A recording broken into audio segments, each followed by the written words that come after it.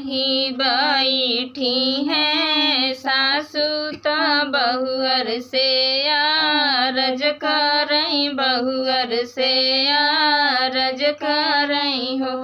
बहुअर आंगने में बैठी गोतिनिया निहुरी पैया लागौनी हुरी पैया लागऊ हो। बहुअर आंगने में बैठी गोतिनिया निहुरी पैया लागौनी हुरी पैया लागऊ हो। सासू हम त बानी धान से धान, तीन पुत्र से पुत्र, तीन ता पुत्र से पुत्र, तीन कैसे पैया लागूं मैं, कैसे पैया लागूं हो।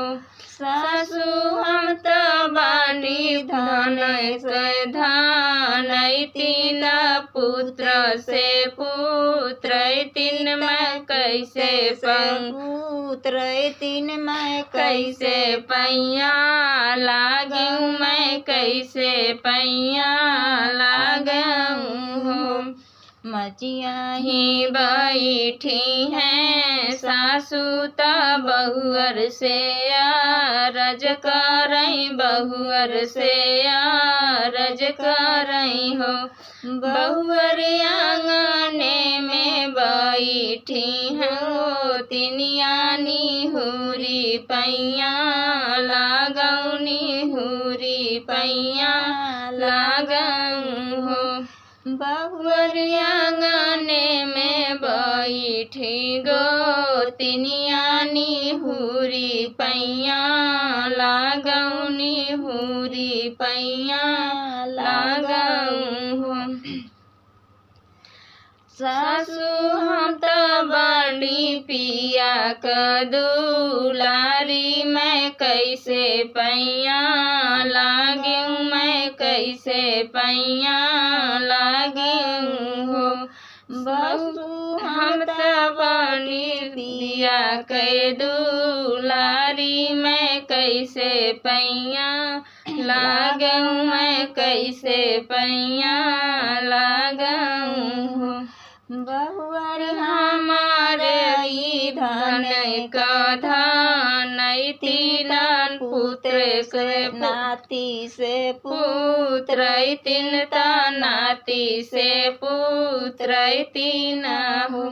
धन बहुअर हमारा बेटा के दुलारी, निहुरी पैया लागौनी हुरी पैया लागऊ हो। बहुअर हमारे ही बेटा के दुलारी, निहुरी पैया लागौनी हुरी पैया लागऊ हो। सासू तोहराई धन क धान, तीन नाती से पुत्र, तीन नाती से पुत्र, तीन हो। सासू तोहराई बेटा क दुलारी, मैं तोहर पौआ लागऊ मैं, तोहर पौआ लागऊ हो। सासू तोहराई बेटा के दुलारी, निहुरी पौआ लागऊ मैं, तोही पौआ लागऊ हो।